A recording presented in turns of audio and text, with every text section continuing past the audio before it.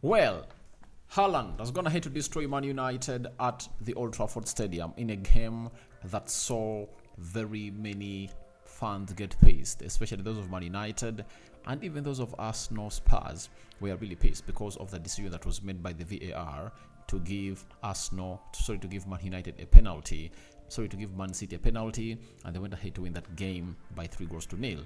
Welcome to this channel. Smash the like button, comment and share, and if you're watching us for the very first time, endeavor to subscribe to this channel so as not to miss out on stories that we do upload in here on. It has been annihilation at the Old Trafford as Erik ten Hag was humbled by Pep Guardiola in the entire game. Man United try to make it hard for Man City to score, but if you don't obviously try to keep it tight at the back, you find yourself in a situation of being exposed. Now, when you look at that game, in the 49th minute, in the 26th minute, that's when Man City got a penalty and Erling Haaland put it in the back of the net.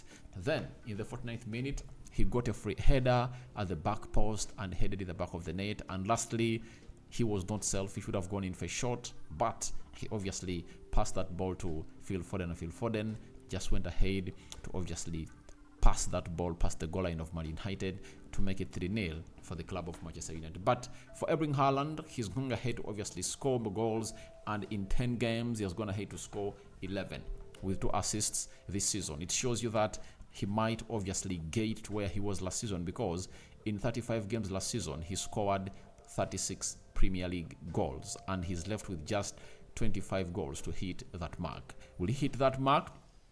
We wait and see where that goes on. But Man City have gone ahead, obviously closed down onto the side of Tottenham Hotspur, and they are tied on the same points with Arsenal, and they are both having 24 points in general. And as a United fan, it hasn't gone well for me, because I believed that at least would put up a show, not a show of really playing very well, but a show of at least really shocking City at Old Trafford, because this is Old Trafford and the players needed to know it. And I think the person who obviously went ahead to obviously mix the spices of this so-called cook is Erik ten Hag.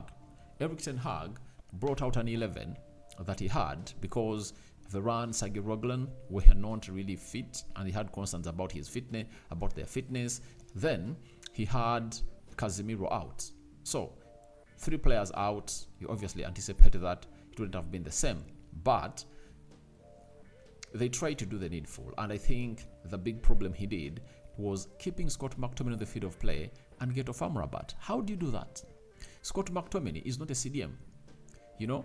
Even when Ole Gunnar Solskjaer played them as a CDM, in the midfield, he had to get 2 players to do a job of 1 player. That is Scott McTominay and Fred. But Erik ten Hag takes off Amrabat and keeps Scott McTominay on. To make it worse, instead of getting on Alejandro Garnacho on the field of play, he gets on Mason Mount, a player he hasn't been playing for the previous 2 games. Now, what is he really trying to mean? I think he's going to get himself sacked. I'm one of those people that don't want to see him sacked, because I believe the problems of Man United are really are really from the top to bottom. And if at all you want to solve these problems, how to first sort the top case. But he is really showing us that even things that are vividly seen by a mere football fan, he's going wrong on them. I was really vocal that I wouldn't sign Mason Mount at Man United. That is it. I would have gone ahead to use that money to sign an elite midfielder, or getting Sofiane Amrabat early in half, see to it that he gets us to where he deserves to be. Because Sofiane Amrabat would have gone in for only £25 million, meaning that he would have gone ahead to have a balance of £35 million. So £35 million get you another central defender. So in today's game, we defended with Evans and Harry Maguire, and I was really very, very shocked when I saw to it that we are really having a midfield comprising of those players, because that they are all not fast players. Good on the ball, but they are not fast. And if I told you against Erling Haaland, you are obviously going to really face that, and it obviously went ahead to happen that way, and we really saw ourselves losing out onto that game. So Pep Guardiola really had an easy go at Man United. They never even needed to obviously put in maybe a third or fourth gear, but they obviously had to just keep doing what they wanted, and they really penalized us no sooner. Erik ten Hag took off Sofyan Amrabat, and I think it rang in his brain that you take off Sofyan Amrabat, see what happens, because Sofyan Amrabat used to make those runs, all those 3 goals as they coming through, as you see them. He was the man responsible for making those late runs to obviously close down on people like Grealish that obviously put that ball to the back post, to see if that Haaland really gets that goal or that second goal. Even the other, what's the guy? Even that third goal would have gone ahead to obviously close in. But we are so much open in the midfield, and we couldn't really stop the strikes coming in from the side of City. That is it. So I really believe it's not one of those things that are really going the right way for Manchester United.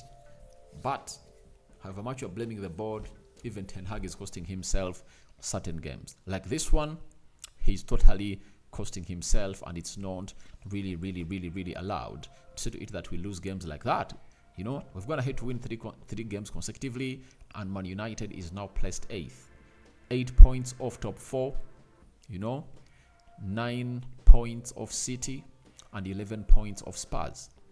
Arsenal are placed 3rd, and it's really very bad for the club of Man United. Whether we come back or not, we wait and see how that happens. And these are questions that are obviously going to be asked by very many people. The captain of Man United, Bruno Fernandes, and I was going to obviously act himself out.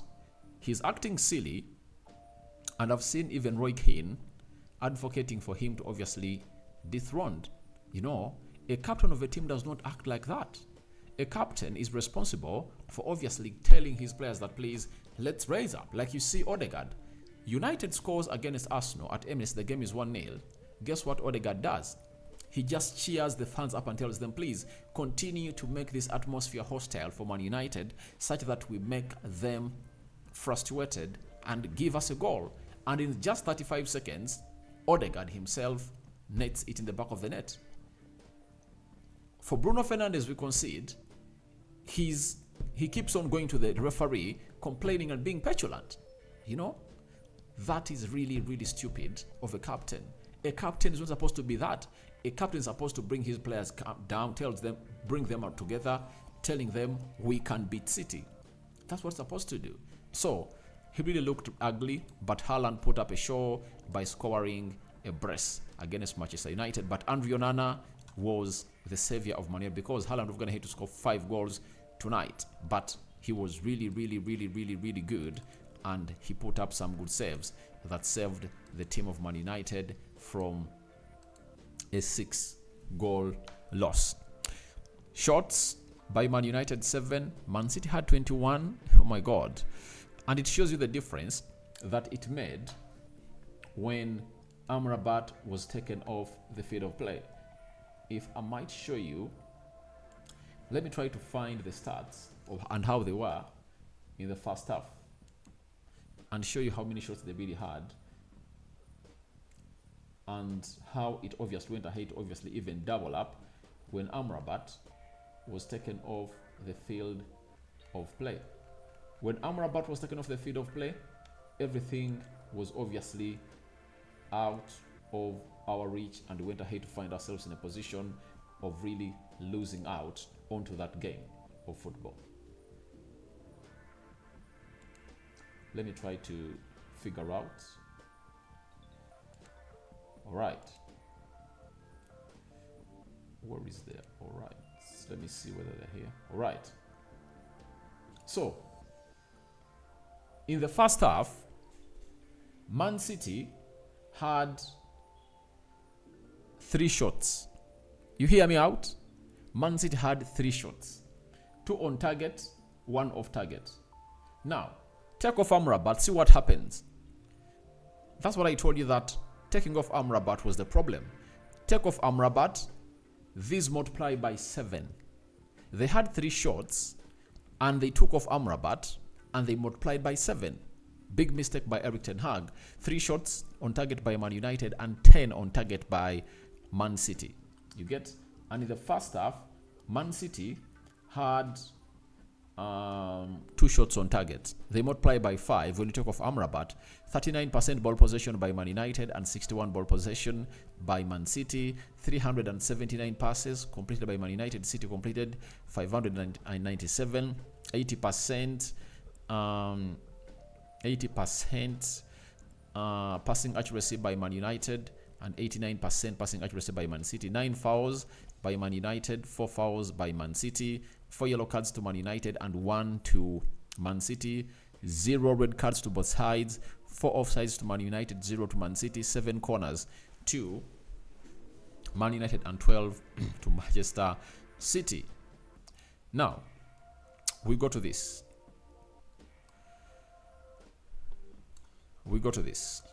That is the Premier League table and how it's standing.